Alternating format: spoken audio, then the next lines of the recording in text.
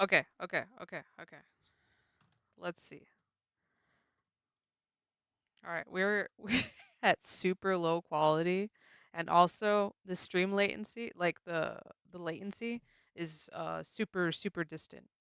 So like if anyone sends a message in chat, like it's gonna pop up like a minute later, I think. But I'm showing green lights all the way around. So this might be just okay.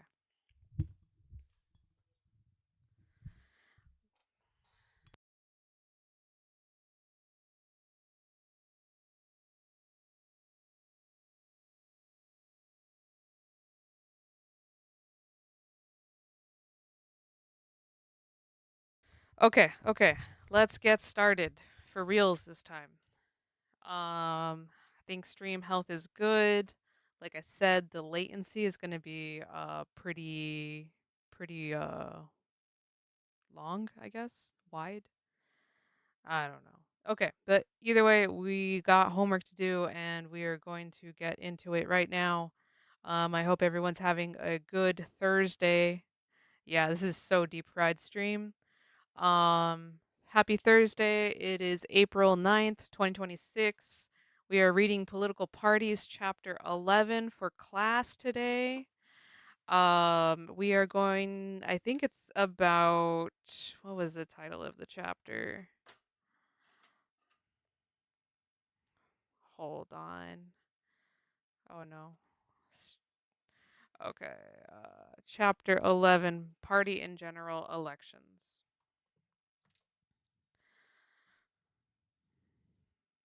All right. All right. Um, okay, let's get into it. Chapter 11.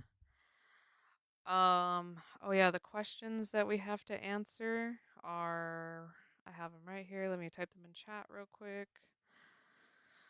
Question number 1 is what does candidate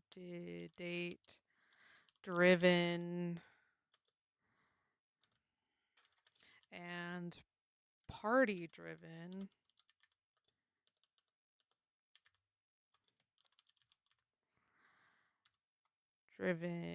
what does candidate driven and party driven politics mean? I bet we can kind of guess at that one, but we'll get the legitimate answer. Politics mean. Can y'all believe that 2 years ago I didn't even know how to spell the word politics? Um and then just because I started taking a bunch of classes with, the word politics in the title, I was forced to learn how to spell politics correctly. So we find, okay, so question 1 is what does candidate driven and party driven politics mean? Question number 2, what is a PAC and what does it do? Ooh, I can answer that with my eyes closed and my hands tied behind my back and my tongue numb. I can answer that question still. And question number 3, why do party labels increase voter turnout in the US? Okay. All right, let's get started into it. Got a picture of Raphael Warnock and John Ossoff. This is the 2022 election. Oh no, 2020 runoff. Deviate said I still don't know how to spell. Yeah. After the November 2020 presidential election, most political attention in the United States moved to Donald Trump's attempts to overturn his loss to Joe Biden. Trump and his allies claimed there was voter fraud in several states that Trump lost, including Georgia. But there was another reason the major political parties had Georgia on their minds. On January 5th, 2021, Georgians, Georgians, Gregorians, Georgians were voting in high profile elections for 2 U.S. Senate seats, the result of an odd set of circumstances. It's rare for a state to have two simultaneous Senate elections. Each state has two senators, but their 6-year terms are staggered so that they stand for re-election in different years. Republican Senator Kelly Loeffler had been appointed to the position in 2019 by Governor Brian Kemp after the previous incumbent, Johnny Isaacson, had resigned for health reasons. That meant Loeffler had to stand for re election in the next general election if she wanted to continue in office. Meanwhile, Georgia's other senator, Republican David Perdue, had come to the end of his 6 year term in 2020 and was running again.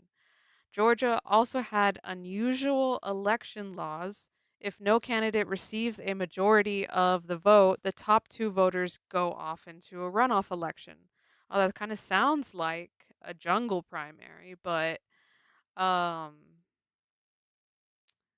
it's just a runoff. So, as it happened, both Georgia Senate races in 2020 had other candidates in the November election who drew just enough votes to keep the major party candidates under 50%. Both races went to a runoff. More critically, the two Georgia races would determine the balance of power for the new Senate. Should both contests go to the Democrats, there would be 50 Democrats and 50 Republicans, with Vice President Kamala Harris casting tie breaking votes. Democrats would functionally be the majority party in the Senate, as well as controlling the House and the presidency. Should Republicans retain just one of these Senate seats, however, they would maintain control of the Senate and thus would maintain the substantial check on the Democratic agenda for Biden's first term. The November election had kept the major parties busy across the country with funding and personnel and efforts scattered in multiple congressional, state, and local campaigns, as well as the presidential contest. But with those other contests resolved after November 3rd and the presidential contest being called on November 7th, the parties trained their efforts on the Georgia runoff scheduled for January 5th. Throughout the runoff period, the contest looked extremely close. Loeffler's Democratic opponent was Raphael Warnock, the senior pastor of the Ebenezer Baptist Church in Atlanta since 2005. Perdue, meanwhile, drew as his opponent John Ossoff, a young journalist who had run for U.S. Representative in 2017 special elections and come up with a few points of winning. Polls consistently showed these races tied right up until the day of the runoffs, and Biden had defeated Trump in the state with only about 1,200 votes. Once reliably Republican state had become a toss up. All these factors conspired to make these the most expensive Senate race in history. Between candidates and party affiliated groups, some 470 million was spent on the Perdue Ossoff race, another 363 million on the Loeffler/Warnock race.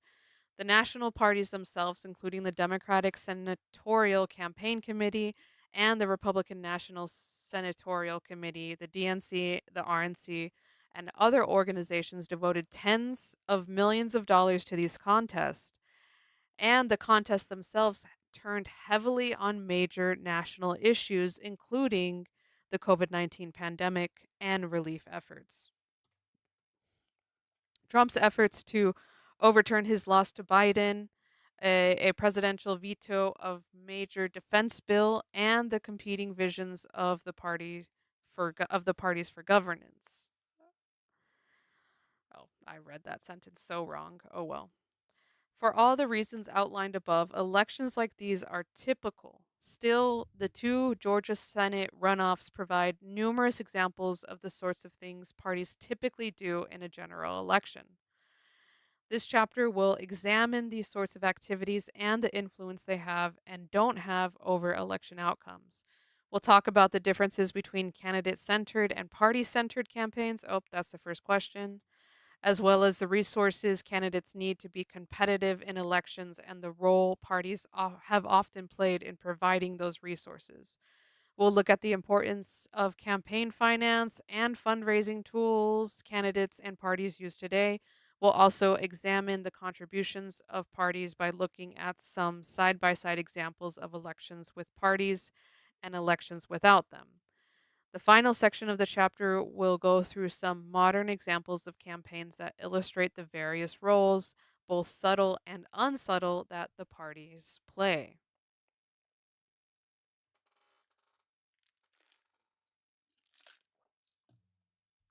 Okay, I think the stream is still good. Okay, good.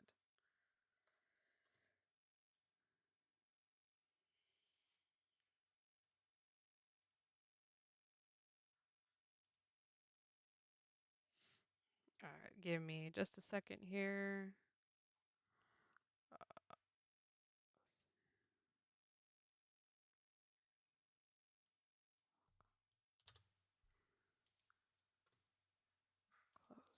All right. Candidate centered versus party centered politics.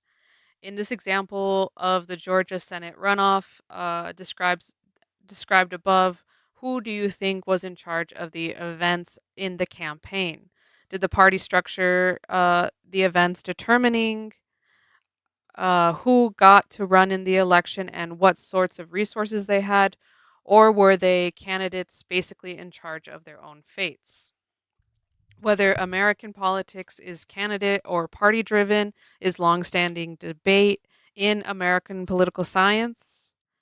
Um, Political scientists and historians generally agree that the 19th and earliest 20th centuries saw more party centered versions of American politics than we see today. At this time, as we discussed in other chapters, state and local party organizations were quite strong and would recruit candidates to run for office and often provide the staff and funding those candidates needed. Candidates weren't unimportant. The presidential candidates could certainly be influential if they had some national name recognition, but generally it was the parties doing all the organizing. By the middle of the 20th century, as we saw in chapter 6, urban party machines were in substantial decline and didn't have the budgets or personnel to be as influential as they had been previously. What's more, this time period saw the advent of television, which had two important effects. First, TV created a more intimate style of campaigning. That makes a lot of sense. Allowing candidates to appeal directly to voters without them having to leave their homes, and dramatically increasing candidates' name recognition. Candidates became far less reliant upon intermediaries like party bosses to campaign for them and arrange venues for campaigning. Second, televisions dramatically increased the cost of campaigning due to the price of TV advertising time. With party funds contracting, candidates were now dependent on donors for this support, and they began to cultivate this support themselves. Yeah, I bet this is where PACs, the political action committees, and then even super PACs, which super political, they're just bigger political action committees. Um, they come in and pay for the TV advertising. Deviate said today's politics are more vibes than actual policy, which is dumb. And yeah, I would be curious to see how much money contributes um, to how much money contributes to um I lost my train of thought, sorry. Okay. I'm still struggling a little bit with the technical difficulties, but we're good. We're good. We're good now. Okay. Let's continue reading. With party funds contracting, candidates are now dependent on donors for this support, and they began to cultivate this support themselves. This era also saw the rise of political consulting. To be sure, the world had seen political consultants and campaign managers before the 1950s. One could count James Farley, who engineered Franklin Roosevelt's nomination in 1932, Marcus Hanna, who ran William McKinley's campaign in 1896, or even Niccolo Machiavelli. Machiavelli's not even American, bro. Niccolo Machiavelli, who advised Florentine rulers during the Renaissance. Sorry, I'm saying things weird.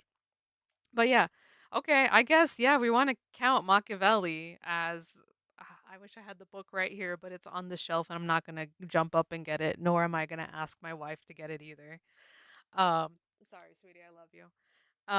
But yeah, I have the Prince from Machiavelli, and it's just like it's just him. It really is. It's like imagine if Steve Bannon wrote a book on how Trump could be the best prince possible.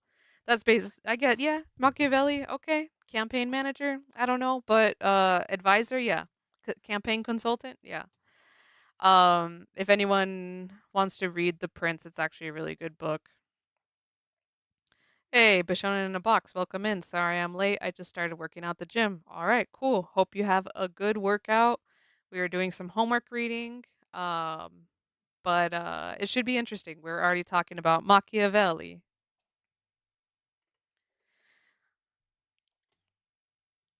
All right. Some considered uh Quintus Cicero, who wrote a book on electioneering in 63. That's right, two digits, 63 BCE, to help get his brother Marcus elected to the I was going to say the Romulan Council. Damn, when you got Star Trek too much on the brain. Okay, to help get his brother Marcus elected as a Roman consul to be the very first political consultant. But by the mid 20th century, the consultant role had become a formal position. Its modern incarnation emerged in 1930s California. Everything happens in California, which had a historically weak formal party structure and a reliable stream of initiative and referendum votes. Professional political consulting expanded its legitimacy during the 1952 presidential campaign when Republicans hired Madison Avenue Advertising. Oh, crap. Madison Avenue. That's Mad Men, is it not? That's a bewitched husband. What's his name? Darren, Darren, hold on, don't tell me his last name. Darren Summers? Stevens. That's right, Mr. Stevens. Okay, sorry. Old TVs. But yeah, okay, so great. Republicans hired the Mad Men advertising executive to sell Dwight Eisenhower as a presidential candidate. Consulting grew substantially in the 1950s, with one study showing that by 1957, some 60% of public relation firms had a political account. That's crazy. So these PR firms, 60% of PR firms had political accounts. That's crazy. Could you imagine Darren Stevens on Bewitched having an account where he's like, "Oh my God, honey, I have to help get this politician elected, otherwise I'm gonna lose my job." And then, why am I forgetting her name? Hold on. Uh, I was gonna say Elizabeth Montgomery, but that's the actress's name, isn't it? Hold on. So I know her last name is Stevens. Samantha, Sam. Okay, so the wife's name's Samantha. She'll be like, "Oh my God, Darren, I'll help you get your account so you can, get a raise and stuff, and we can have a happy family." And then she uses her magic to get this guy elected. That would be crazy. Okay, sorry. Enough of the sidetracks. By 1969, there were enough full time professionals in the field consulting on general campaign goals or working in more specific areas, such as media management and fundraising, to organize the American Association of Political Consultants. Today, that organization has over 1,300 members. Political observers at mid century tended to describe the American political system as candidate centered rather than party centered. That's one of the questions. Oh, I don't even. Oh, yeah, here's the question. Okay. Parties no longer seem to have the ability to control events. 100%. And it's just been reaffirmed with Donald Trump. The Republican Party, if they didn't want Donald Trump, they had no choice. They had to accept Donald Trump. They just hopped on the train and took that winning ticket because Donald Trump was going to win. If candidates could just raise money through their own independent sources and use that money to buy all the exposure, voter contact, and expertise they needed, then maybe candidates really could control the system. As we have argued at several points in this textbook, the strength that parties convey really depends a lot on how you define a party. In our view, a lot of actors normally considered independent are really parts of the informal party. Political consultants, in particular, are highly partisan creatures. Although they are sometimes depicted in fiction and news accounts as just going where the money is, they tend to be highly loyal to one political party, even if they'll work for multiple candidates within that party. Dick Morris, who worked for Bill Clinton in the 1990s and later became a Republican consultant. A very rare exception. Okay, that's crazy. But yeah, I mean, sometimes you do go where the money is, but I feel like if you're already in politics, you're gonna kind of have kind of have already your kind of mind made up, and you probably already have strong political leanings. Like it makes me think of Tim Miller from the Bulwark. He worked on John McCain's 2008 election, I think. And then he was like, "No, absolutely not. I'm not going to work on Trump's election in 2020." And then was one of the first like big anti-Trump Republicans. Yeah, so okay. Consultants can thus connect candidates in the same way that all formal party might, allowing them to share ideas and campaign tactics within a party coalition. Donors also tend to be very party loyal, as do interest groups that often help candidates. If we view parties as expanded networks of political actors, including interest groups, donors, and political consultants who are highly party loyal, we see that we see that parties are actually intensely involved in modern electoral campaigns and play prominent roles in running them. Candidates certainly have some choices, but most campaigns take place within a framework that has been established and is largely mapped out by political parties. The role of money in campaigns. Oh my God. Are we already going to question number two, that means then? What is a pack? Yeah. Okay. Let's go back up to the section real quick about the candidate driven and party driven and just answer that question a little bit more firmly. But okay, so candidate driven campaign or candidate driven politics means the candidate is driving the presidential campaign. Okay, whether American politics is candidate or party driven is a longstanding debate in American political science. Political scientists and historians generally agree, blah, blah, blah, at the time. Okay. Canada, at the time, as we discussed in other chapters, state and local party organizations were quite strong and would recruit candidates to run for office. Okay, so party driven politics means the party has control, and candidate driven politics means the candidate has control over the party, whereas in the previous one, the party has control over the candidates. Interesting. Okay. I think that kind of answers that. We will double check with Conroy before she gives us the test. Okay. Uh all right. So the second question is, what is a pack and what does it do? Oh, Deviate is playing Ghost Recon, and then Bashona in a box is telling Deviate that I play Call of Duty. Great. I love you guys. Question number 2 is, what is a pack? Um, and what does it do? Okay. Yeah, I would love to play the new Ghost Recon game, but ain't got time. Okay. Role of money in campaigns. Late 19th century political guru Marcus Hanna is credited with saying there are two things that are important in politics. The first is money, and I can't remember what the second one is, bro. What a bad saying. No, that's a good saying. Hold on, I want to see what Marcus Hanna looks like. Businessman and former United States Senator. He looked like a little boy when he was a little boy. His name is Marcus Alonso Hanna, and he looks like a little boy and an old man when he grew up to be a senator. He was born in 1837. That means he saw the freaking Civil War. Died in 1904. Crazy.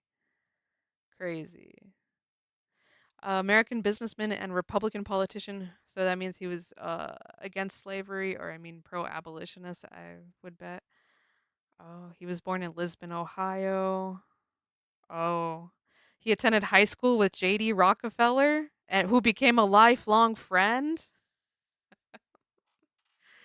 But Shonen in a Box says they APAC gives money to politicians to vote for laws to protect Israel. Yeah, yeah, APAC. Well, we're gonna have to cover that because that's like one of the biggest packs. Okay. All right. So Marcus Hanna said there are two things that are important in politics. The first is money, and the second one is I can't remember.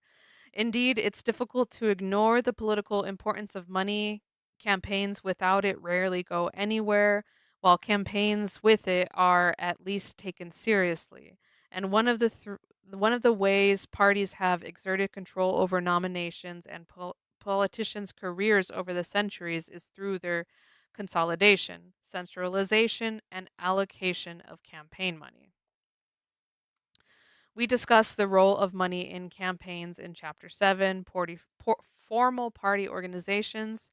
Campaign finance is obviously an issue of vital importance, yes. However, people both overestimate and us underestimate its role in politics. They overestimate it because the amount of money spent on campaigns seems so large, it is hard to believe that is not a major factor. Table 11.1 shows expenditures. Okay, we'll look at that in a second. House and Senate races can vary a great deal in expense because races in some states and districts simply aren't very competitive and thus don't cost as much to run. But the most competitive elections can see an enormous amount of spending. Over $37 million was spent in New Mexico's 2nd district and another $34 million in Texas's 22nd district. It's good to keep these numbers in context. For example, Coca-Cola, just one company, spent $4 billion worldwide on advertising in 2020, about the same amount as all congressional candidates for office combined spent that year. That said, a large sum of money is spent on campaigns every election cycle. The magnitude of these numbers can lead people to believe that money is the most important thing in a campaign. But is it? I agree. I don't think money is the biggest thing in a campaign. The biggest spenders don't necessarily win. Donald Trump defeated Hillary Clinton in 2016 despite being massively outspent by her. Michael Bloomberg spent roughly $1 billion during the early primaries of the 2020 Democratic presidential race, far more than any other candidate, and the only contest he won was the American Samoa caucuses. Oh, I remember that. Nor did Tom Steyer back when he was running for president in 2020. Now he's running for governor of California in 2026. Nor did Tom Steyer's hundreds of millions of dollars in advertising garner him many votes in 2020. And ask yourselves, chatters, whose ads have you seen the most for governor? I guarantee it's Tom Steyer. I guarantee it's Tom Steyer. As noted, a lot of money is spent in congressional campaigns as well, but most of it is by incumbents facing tough re-elections. They tend to lose or win by slender margins despite the huge expenditures.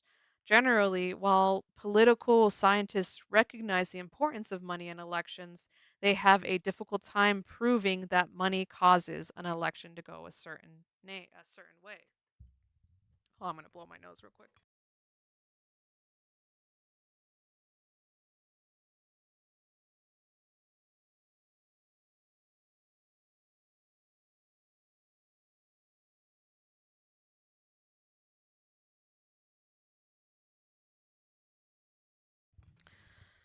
Sorry, my allergies are really bad today. Or maybe it's just the fact that the warehouse in Ontario is polluting the air. Uh, Sorry. All right.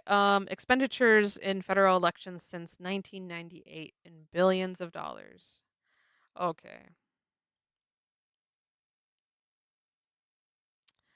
So it's gone up in presidential races? Yeah, okay. Because in 2010, only 3.6 billion was spent.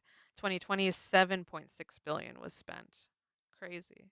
But more was spent in 2016 than it was in 2018. Oh, because that's not a presidential election. That's why. So it seems like the presidential election see, or the years that there is a presidential election, everyone spends more. That's interesting. Okay. Oh, it even goes back to 2008. Oh, yeah. See, in the 2000 election, they only spent 1.4 billion for the presidential race, but then in 2020 they spent 3.9 billion. So it has been going up like crazy. All right. But we can also underestimate the importance of money. While money doesn't necessarily determine the winner, money is necessary to run in the election in the first place. Spending creates name recognition, which is vitally important for a candidate starting out in politics. The ability to raise money is also an important signal to party leaders and other political actors that a candidate has some political skills. A candidate needn't be a millionaire to be taken seriously, but it certainly helps to be able to raise money. What forms does campaign finance take? This is an increasingly complex area of the campaign world.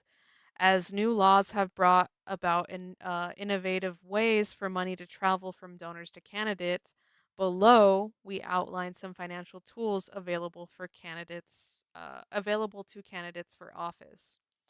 Campaign finance tools can seem complicated because they have evolved in response to a number of political reforms emanating from both the courts and legislators.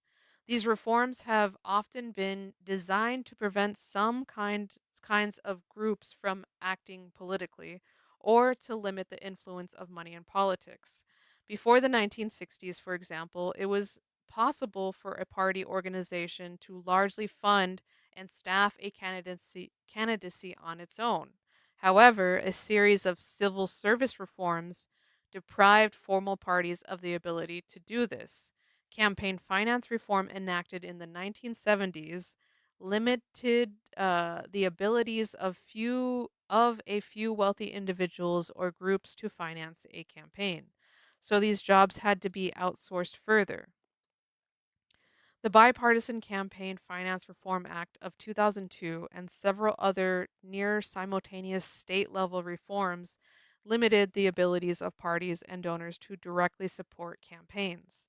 And the system evolved further in response to that, developing new financing organizations. Here it comes, super PACs, here we go. Nearly all of these reforms have been done with the intent of reducing corruption, limiting the ability of a group or individual to directly support a campaign in a way that the candidate would feel obligated to repay that group or individual once in office. They've also been structured with the intent of limiting money or driving it out of politics altogether. Yet, money has proven very adaptive. Decades of reform haven't reduced the role of money or political favors. They've just made it harder to track. 100%. Okay, here we go. Question number two. What is a PAC? A PAC is a political action committee. The Federal Election Campaign Act, passed in 1971 and later amended in 1974, is the first modern federal campaign legislation, and it is the backbone of the campaign regulation structure in the United States today. The law sets limits for how much individuals could donate to congressional and presidential candidates. And it also sets rules for the organizations known as political action committees or PACs. Capital P, capital A, capital C. The original legislation set to limit $1,000 that individuals could donate to a federal candidate per election cycle. PACs, however, could donate $5,000 to a candidate and $15,000 to a political party. PACs are simply organizations that exist for the sole purpose of raising and spending money to help defeat candidates. They have to register with the Federal Elections Commission and report all donations received and contributions made. Most PACs represent business groups, individual companies, unions, or ideological interest group. The National Association of Realtors, AT&T, the International Brotherhood of Electrical Workers, and the National Beer Wholesaler Association all have political action committees that regularly contribute several $1 million to federal candidates. Today, there are over 4,000 PACs registered nationwide. Oh, and here we go, super PACs.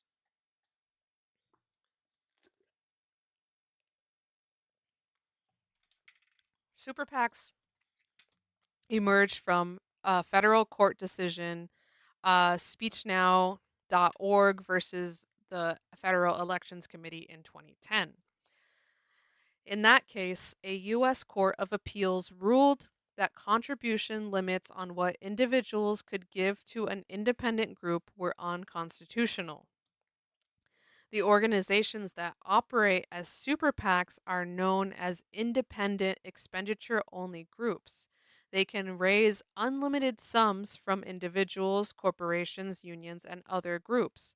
And they can spend unlimited sums advocating for or against the election of a specific candidate. The main limitation on super PACs is that they cannot donate directly to a candidate's campaign. They are not permitted to coordinate directly with the candidates from whom they are advocating, although this is proven to be a difficult rule to police 100%.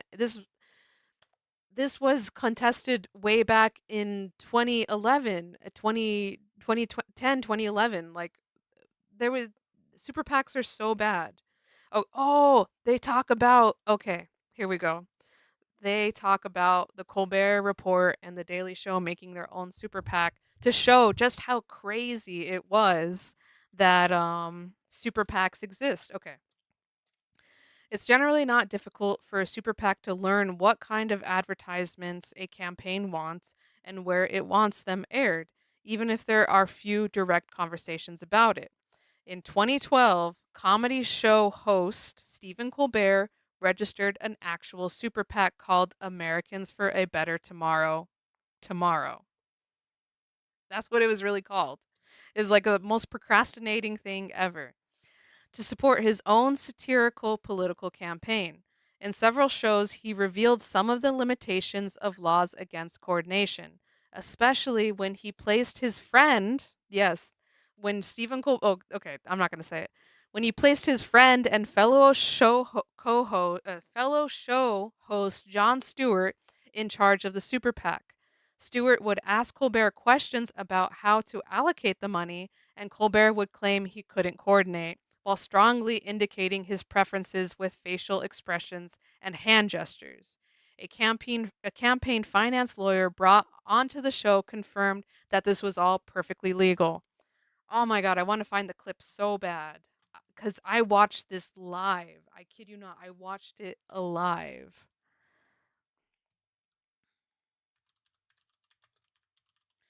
And it was also funny because they would also air, like, throughout the show, the different names of the people who donated to the. Okay, so here's the old Stephen Colbert before he went to the Tonight Show or whatever it's called. when where he would play a character called Stephen Colbert, because his show was called The Colbert Report, and it was of just a straight up parody of like Republican talk show host like Bill O'Reilly and other people like that. Okay, here, let's watch this. Oh wait, we can't hear any of that.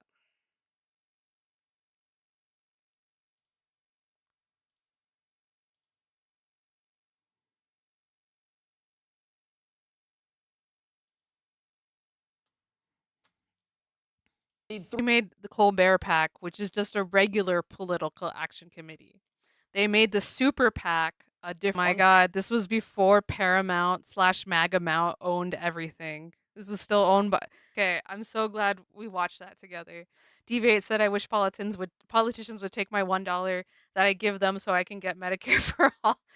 We just need to start a super PAC for Medicare for all, and the super PAC will pay for all of our health care. Apparently, that's the way to do money in the United States.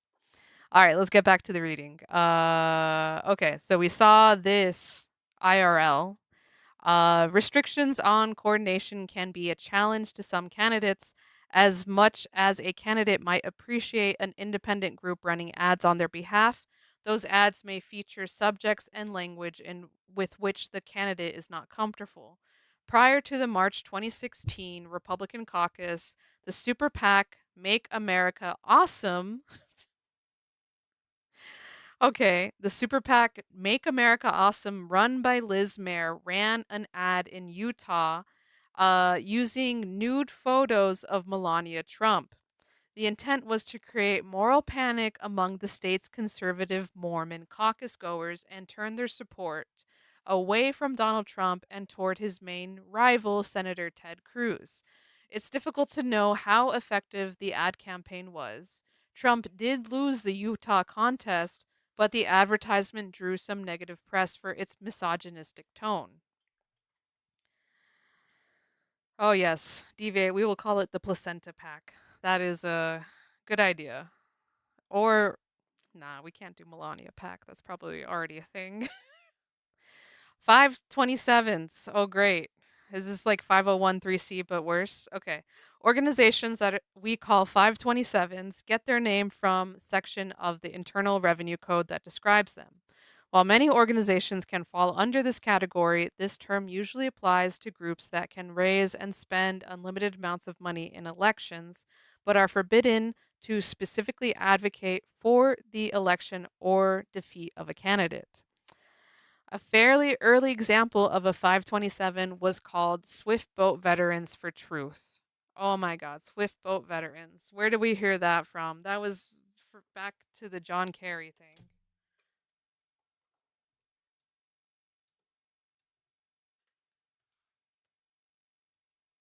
Sorry, fixing lights. Okay.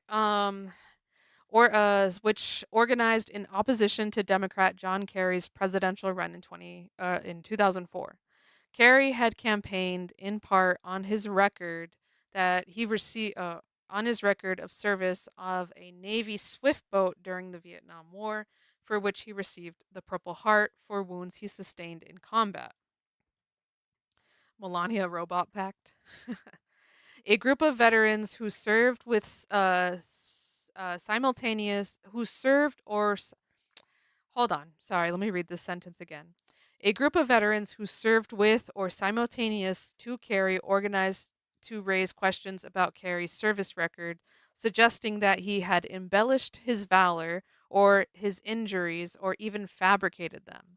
At no point did these ads specifically tell people not to vote for John Kerry. Instead, they end with lines like, "If we couldn't trust John Kerry then, how can we trust him now?"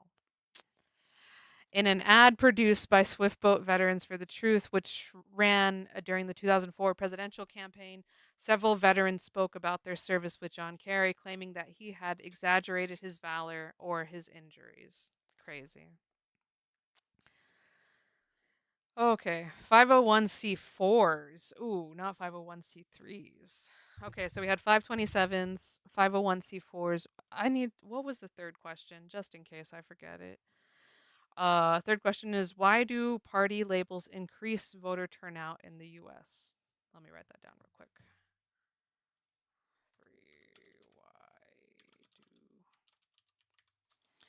Why do labels increase voter turnout in the US? All right.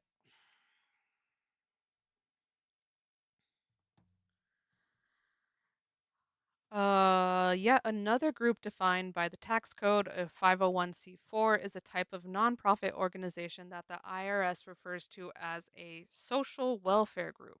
It is an organization that is allowed to participate in election communications as long as its primary purpose isn't politics.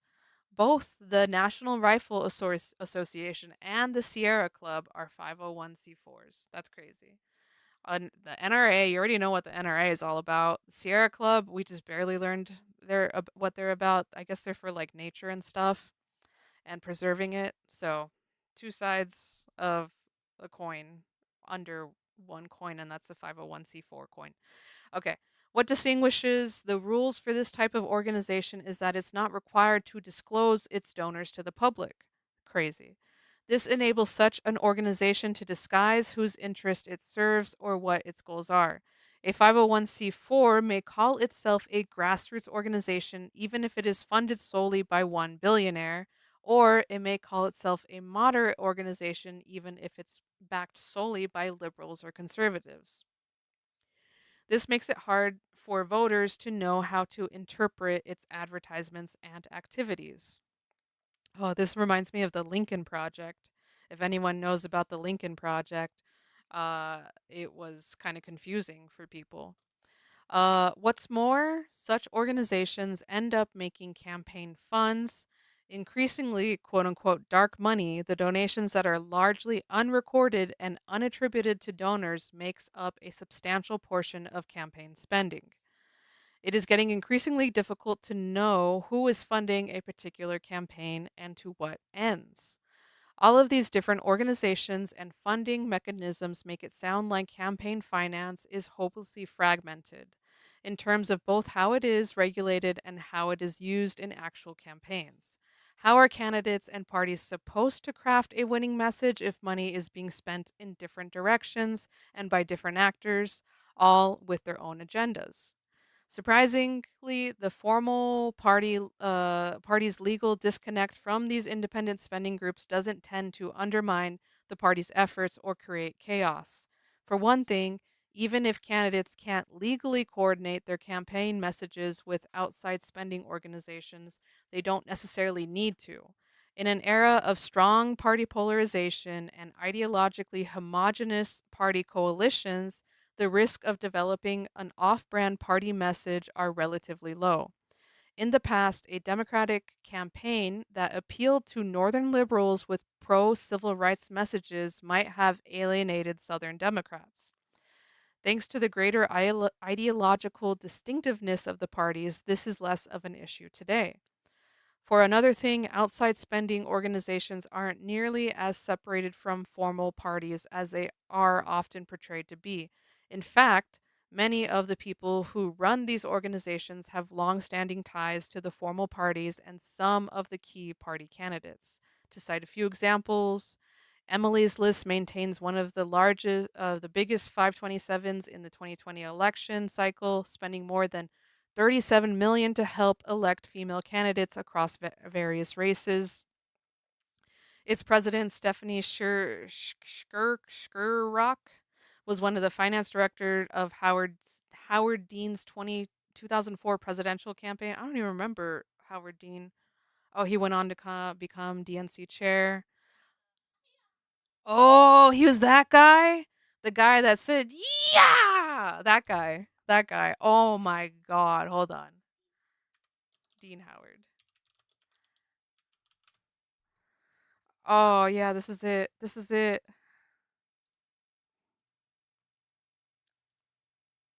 Come on. Work. Hi, Mom. Oh my God. Ads. Freaking ads. Give me YouTube. You know something? You know something? This is the guy? If you had told us 1 year ago that we were going to come in third in Iowa, we would have given anything for that. And you know something? You know something? What Not do we only are know? we What do going we to New know? Hampshire, Tom Harkin, we're going to South Carolina and South Carolina, Oklahoma and Oklahoma. Arizona and North Dakota and New Mexico. And we're going to California and Texas and New York. And we're going to South Dakota and Oregon and Washington and Michigan. And then we're going to Washington, D.C. to take back the White House. Ah!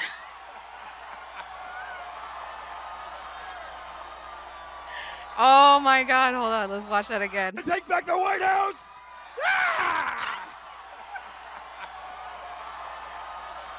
We're gonna take back the White House. Yeah, Jesus, this was from 2004, and that scream ended this entire man's political career.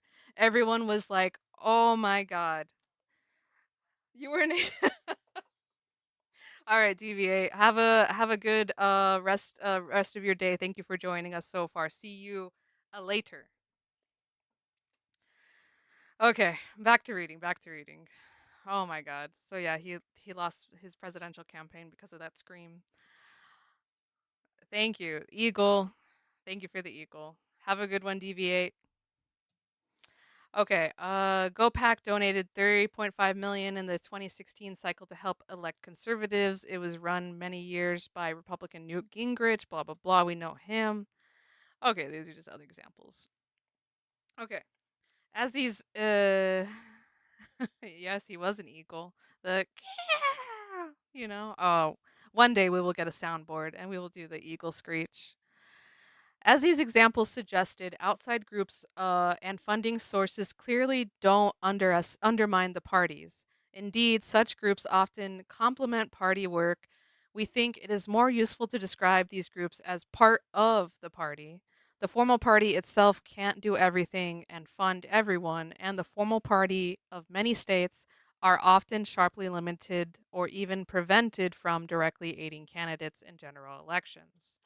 These outside groups thus serve as part of a larger party network, retaining fierce loyalty to the party and helping the formal party organization do things they cannot do themselves.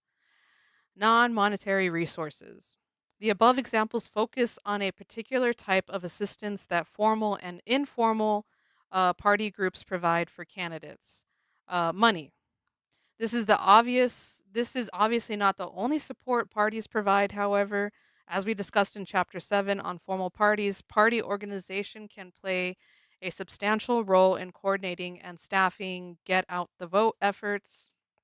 The different party approach this task in their own ways for the past few cycles. Democratic presidential candidates have largely developed their own network of field offices, usually building off previous work and drawing out the expertise, experience, and volunteer efforts of state and local party groups. Presidential campaign volunteers will sometimes knock on doors of voters and urge not only a vote for the Democratic candidate, but also for one of the Democrats further down the ballot. By contrast, the ground game of Republican presidential candidates largely defer to Republican state and local organizations. Republican aligned groups, including pro life organizations and other issue advocacy groups, often run their own ground games that help boost Republican turnout. On both sides, though, there is clear work by the broader party to assist their candidates by identifying likely supporters and making sure they show up to vote. It is not immediately obvious which party has the better approach. Studies from 2008 and 2012 suggest that the Democratic voter turnout efforts are more effective. However, Republicans generally begin from a position of higher voter turnout, and it is harder to measure GOP ground game efforts if they outsource them to affiliated groups. Additionally, there is a matter of retaining that level of organization and knowledge from one election season to the next. Barack Obama's 2008 campaign organization, Obama for America, transformed itself into an advocacy organization called Organizing for America that was supposed to help convert Obama's many campaign promises into substantial policy gains. Yeah, and then they just cut that whole thing out after Obama was elected. The organization quickly waned in strength and size after the election and came under considerable criticism for failing to adequately use the massive and enthusiastic support Obama had received as a candidate. Yes, the DNC just let it die. Okay, political science toolkit measuring parties' effects on elections. During general election campaigns, political parties are active in many direct and indirect ways, making it difficult to state with any clarity exactly what the party's contribution is. But one way to address this question is to imagine how elections would go if parties weren't involved in them. Luckily, we don't have to imagine. The vast majority of elections held in the United States, from city councils and school districts to county boards and one state legislature, Nebraska, are nonpartisan. We can compare these elections to partisan ones to get some sense of what parties bring to the table. In 2001, political scientists Brian Schaffner, Matthew Streb, and Gerald Wright set out to measure the effects of parties in elections. They did this by conducting a series of comparisons between states and cities that were similar to each other, except that one had partisan elections and the other did not. For example, they compared a mayoral contest in nonpartisan Champaign, Illinois, with mayoral contest in neighboring and partisan town of Urbana. I thought Champaign Urbana was the same city. Whoops, I dropped my cup. Oh my god, I'm spilling all on my desk. Okay. They also looked at Asheville, North Carolina, which had nonpartisan elections for decades, but then switched to partisan ones in the 1990s. They also compared nonpartisan Nebraska with partisan Kansas and looked at Minnesota's switch from nonpartisan to partisan in the early 1970s. The result, voter turnout appears to be substantially higher in partisan elections. Indeed, turnout was about 10% higher in Urbana than it was in Champaign in the late 1980s. When Minnesota had nonpartisan state legislative elections, there was a greater ballot roll off. A lot of people who voted for president and Congress decided not to cast a vote for state legislator. This roll off effect is particularly stark in Kansas and Nebraska, as the table on the next page shows. There are only 6 percentage point drop in voter turnout between congressional and state house races in partisan Kansas, but a 39-point drop in nonpartisan Nebraska. Oh, here we go with the chart. Crazy. So because Kansas is partisan, they didn't. I guess that's what it's saying is that people are more likely to vote when they know what the party of the person they're voting for is. That's what I think this is trying to say, in just the most complicated way, but that's what scientists do, I guess.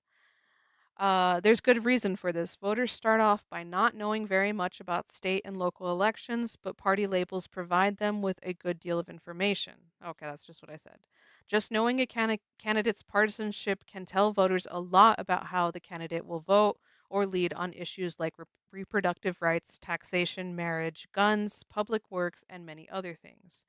If voters know more about the candidates, they're generally more likely to vote. Additionally, parties themselves play a direct role in encouraging voter turnout, both through advertising and canvassing neighborhoods. When they're not involved, turnout tends to drop. What's more, without partisan influence, voters rely on other information cues to make decisions about the candidate. As this and other studies have found, nonpartisan elections tend to see voters relying more on racial/ethnic voting, aka casting votes for candidates of their own perceived race or ethnicity. Incumbency, aka re-election rates, tend to be higher, and ballot order. Candidates whose name appear toward the top of the ballot tend to do better. It's difficult to separate out which effects are due to simple presence of party label on the ballot and which are due to concerted campaign activities by the party. But the overall effects of partisanship seem to be important. Similarly put, parties provide voters with information, They allow voters to make more informed decisions than they would have otherwise. Sometimes political parties can be influential in local elections in very subtle ways. Political scientist Sarah Anzia research looked at the difference between on cycle elections and off cycle elections. She found that off cycle elections, which receive much less media attention and can take advantage of the kind of turnout, and can't take advantage of the kind of turnout efforts that accompany federal elections, tend to have much lower voter turnout. What's more, because of the lower turnout, those elections often dominated by interest group members with a strong financial stake in the outcome. For example, if a local school board elections or school initiative elections are held separate from federal elections, turnout will be low, and teachers unions, and their close allies will likely prevail. As a result, teachers, police officers, and firefighters tend to be better paid in communities that hold off cycle elections. That's crazy. The party seems to be aware of the advantages interest groups can gain in off cycle elections. The interest groups that usually do well in such elections also tend to lean Democratic, and Democrats in turn have sought to protect off cycle elections within their state legislators, even while the party advocates for higher voter turnout in other avenues. Conversely, Republican state legislators who generally don't press heavily for voter turnout tend to advocate for making more local elections on cycle, knowing it will reduce the influence of Democratic leaning special interest groups. Okay, is that it? We're done? Are we done with this chapter? I think. Oh no. Party activity in modern elections. In this section, we examine campaigns at various levels of government over the past few decades to illustrate uh, the roles that parties have played in helping or hurting candidates. We use the example below to help explain some of the party's activities we've been describing above. All right, 1972. In the 1972 presidential election, Richard Nixon was seeking a second term during a period of modest economic growth, amid a substantial decline in American military deaths in Vietnam, and with a decent record of moderate first term policy achievements, all adding up to what would usually be a promising environment for an incumbent. His Democratic opponent was Senator George McGovern from South Dakota. The choice of McGovern as nominee was somewhat surprising as he didn't have many strong allies among national Democrats. But nonetheless, he managed to navigate the new nomination system that stressed doing well in early contest states like New Hampshire and Iowa. McGovern's left wing political stances, including calls for dramatic reduction in American troop numbers, were easily were easily caricatured by the Nixon campaign, making the senator appear to be an out of touch socialist. Instead of rallying around their nominee, many key Republican leaders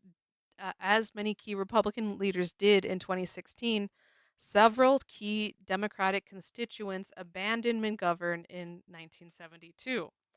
The Teamsters Union, long-standing Democratic ally, swung its support to Nixon, the, and the head of the AFL-CIO called McGovern an apologist for the communist world. That's crazy. Former Democratic Governor John Connally of Texas organized a Democrats for Nixon campaign, enlisting many prominent Democrat office holders to publicly back the Republican president. Connally later became a Republican himself and ran for the party's nomination in 1980, of course. All these prominent members of the Democratic coalition abandoning their party's nominee sent a strong message to Democratic voters. Um, while 95% of Republicans voted for Nixon in that year, only 67% of Democrats voted for McGovern. Nixon ended up winning in a landslide with a popular vote of 61% to McGovern's 38%. Nixon won 520 of the 538 electoral votes, with McGovern claiming only Massachusetts and the District of Columbia. In this case, the party's activity made a big difference in the outcome. By failing to back its nominee, it all but ensured his defeat. Crazy.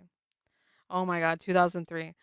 The California recall election of 2003. Oh my God, another event I lived through.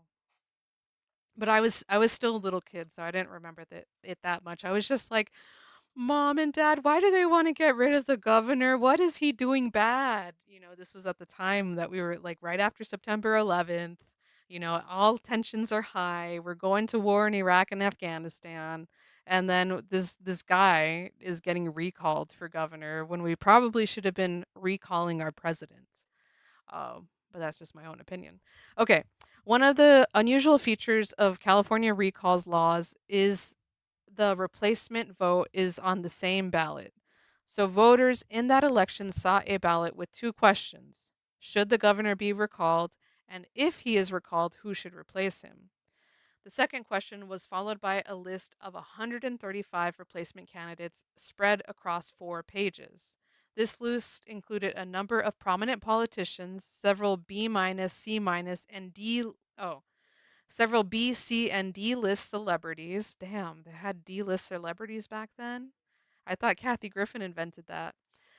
And dozens of unknowns. Somehow, though, the resulting election produced a remarkably normal looking outcome. 3 candidates: a moderate Republican, a conservative Republican, and a mainstream Democrat split 94% of the vote. The moderate Republican actor Arnold Schwarzenegger nearly won an outright majority, claiming 49% of the vote. How did so much of the partisan vote coalesce around just a few key candidates? A large part of the answer is that the party structured the election that way. They were operating at a disadvantage. There was no primary to weed out candidates and signal to partisan voters the one true nominee of the party. But the parties could do similar work behind the scenes. Republicans faced the possibility of a split vote as former gubernatorial candidate Bill Simmons, former Major League Baseball commissioner Peter Uberroth, and state senator Tom McClintock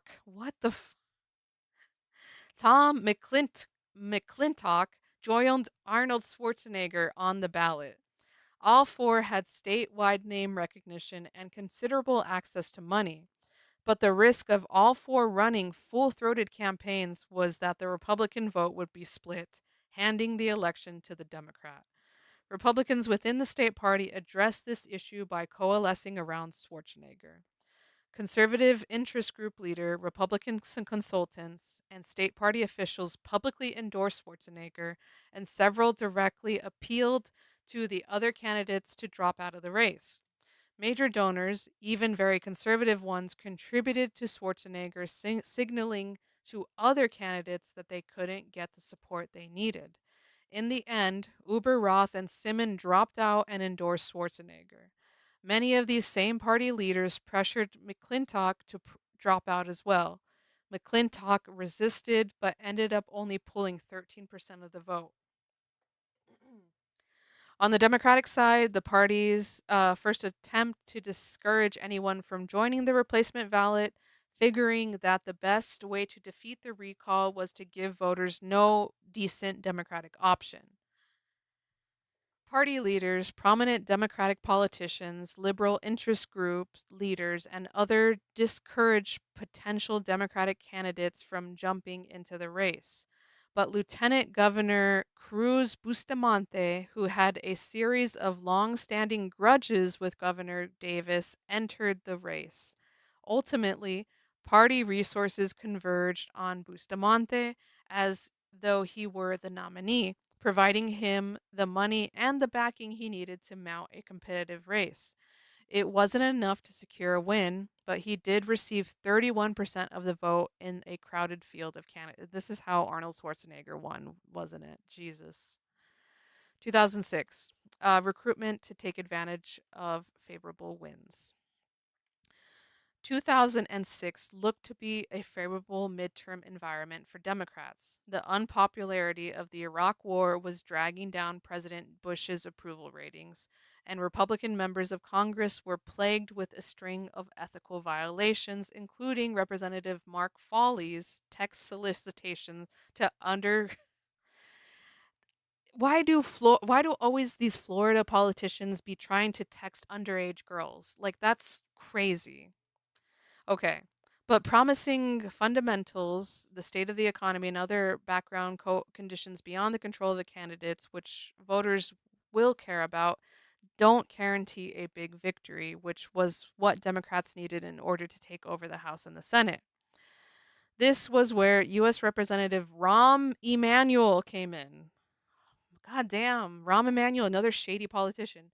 Emanuel, the brash former Clinton White House staffer who would later serve as Barack Obama's chief of staff and then as Chicago's mayor, was appointed by House Minority Leader Nancy Pelosi in 2005 to head the Democratic Congressional Campaign Committee. Emanuel then turned to DNC Chair Howard Dean and discussed ways to implement Dean's 50 state plan in an effort to make the party more competitive in areas where Democrats didn't generally win. Emanuel took on the task of recruiting strong candidates to run for Congress in those areas, even in more conservative districts. One such candidate was, no, better not be Christian Walker. One such candidate was former NFL quarterback Heath Shuler, an anti abortion evangelical Christian who agreed to run as a Democrat in North Carolina. According to campaign accounts, Shuler was hesitant to run because he was worried about being away from his family in Congress all the time. Emanuel responded by calling Shuler repeatedly from his own kid's soccer game and school play to demonstrate that it was possible to simultaneously work in politics and be a good parent. You know what? Never take advice, never take family or relationship advice from Rahm Emanuel because Rahm Emanuel is not a good moral person. Emanuel set a goal of recruiting strong Democratic candidates for 50 House seats and raising enough funds for all of them to be competitive. He maintained close contact with the candidates throughout the election season and advised them extensively on tactics and messaging, seeking to tailor the candidates and their messages to local interest and concerns. In the end, Democrats picked up 30 House seats, 15 more than they needed to take over the chamber, installing Nancy Pelosi as the first female House Speaker. Similar efforts by Senator Chuck Schumer in the Senate led to Democrats taking that chamber as well. Democrats held both the chambers for the first time since 1994. This was a substantial victory for the Democratic Party. While candidate recruitment and aggressive fundraising were obviously important, they could not have led to a substantial victory without the fundamental conditions of the political world that left Republicans and President Bush specifically so unpopular. But it also requires party activity to take advantage of these kinds of conditions. Yep, just like we should be doing right now, but we're not. I don't know why. Okay, 2016, signaling for a favorite in California.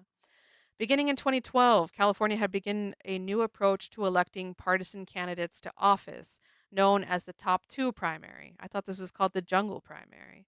The primary election held in June are actually a contest. Okay, Jungle primary, we already know that.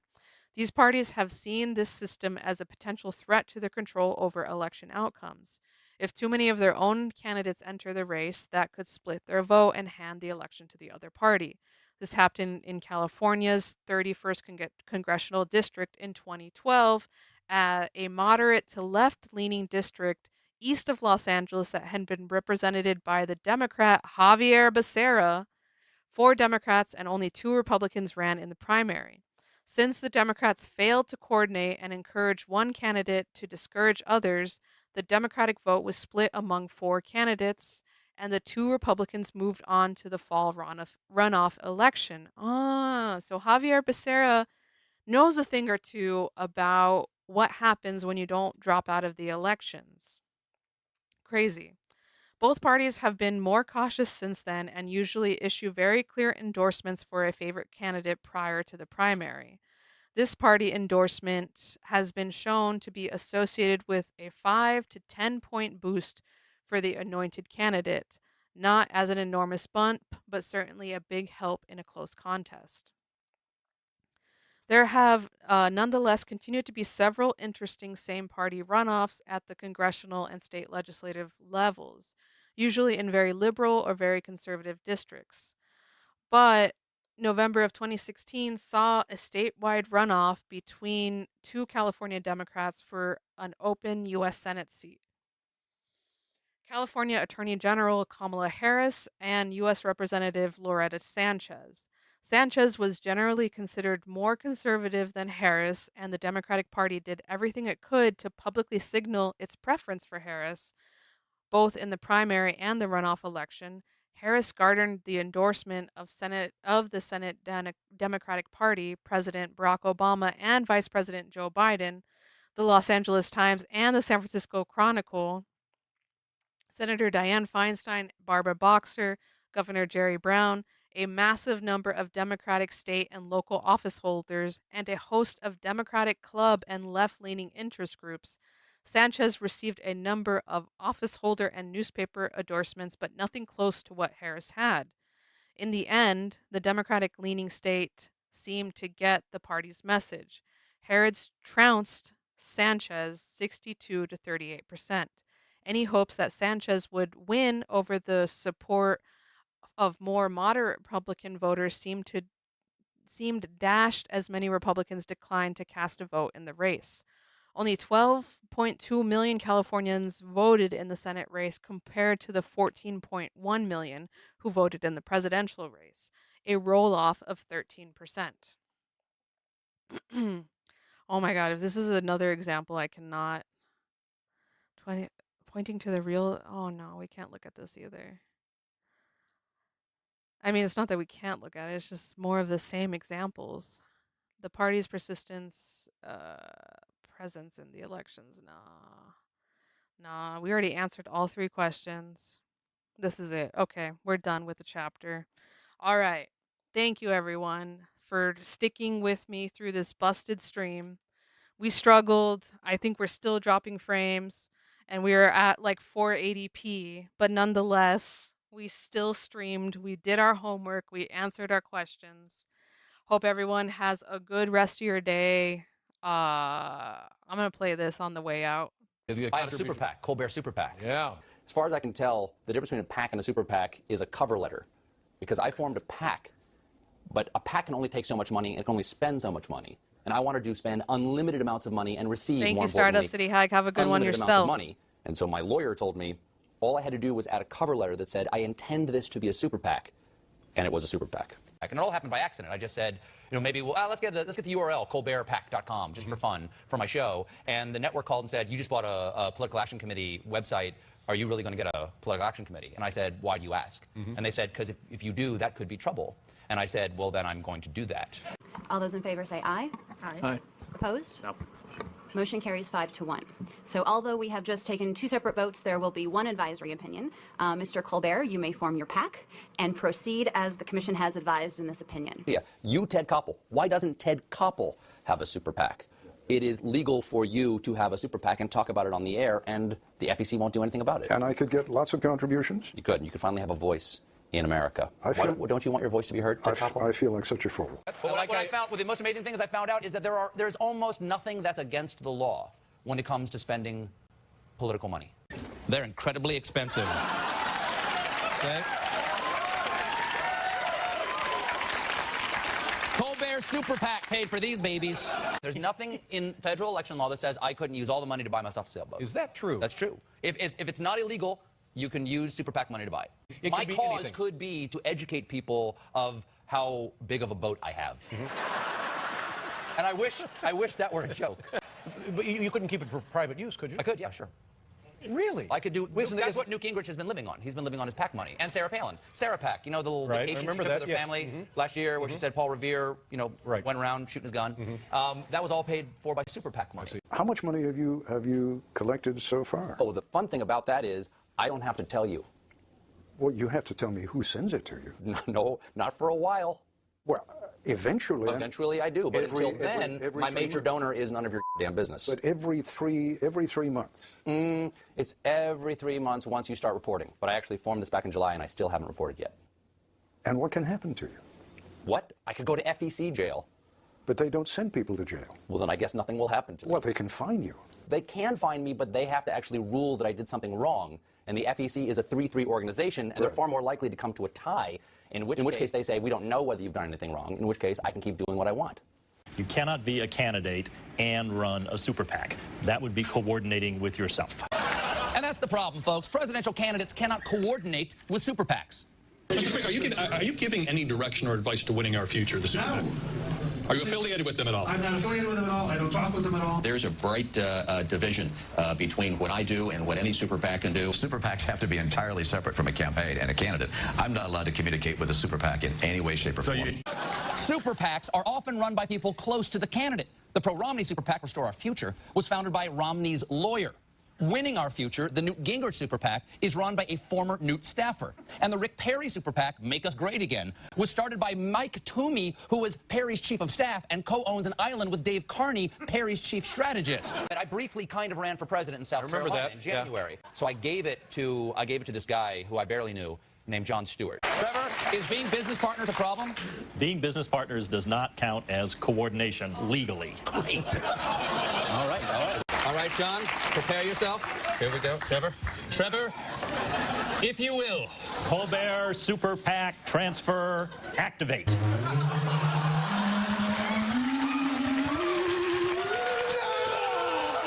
Colbert Super PAC is dead. But it has been reborn as the definitely not coordinating with Stephen Colbert Super PAC! Now that I have the Super PAC, can I run ads supporting Stephen Colbert, who I believe in very deeply, and perhaps attacking his potential opponents, who I don't believe in at all? Yes, you can, as long as you do not coordinate. Can I legally hire Stephen's current Super PAC staff to produce these ads that will be in no way coordinated with Stephen? Yes. There's a super PAC supporting you in South Carolina. They released a new ad overnight taking a very tough shot. I have not seen this ad. If Mitt Romney really believes Corporations are people, my friend. then Mitt Romney is a serial killer. He's Mitt the Ripper.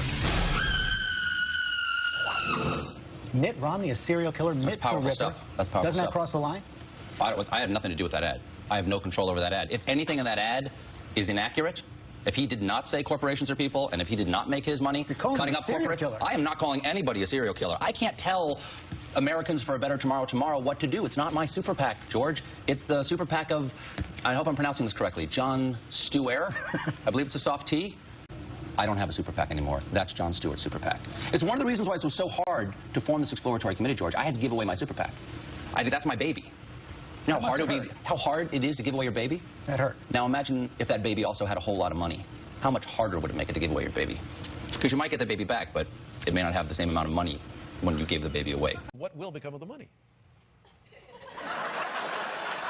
Who's asking? We're Americans for Better tomorrow. All right. And starting first thing tomorrow, we're going to figure out how to make the world a better place. Tomorrow. In the meantime, we're just collecting money. I see. It's funny until you think about it. The fact of the matter is Stephen Colbert has proved by going before the Federal Election Commission, by becoming a super PAC, by now handing the super PAC over to his buddy Jon Stewart so that he can go and run to be president of South Carolina. He is proving how ridiculous this system has become.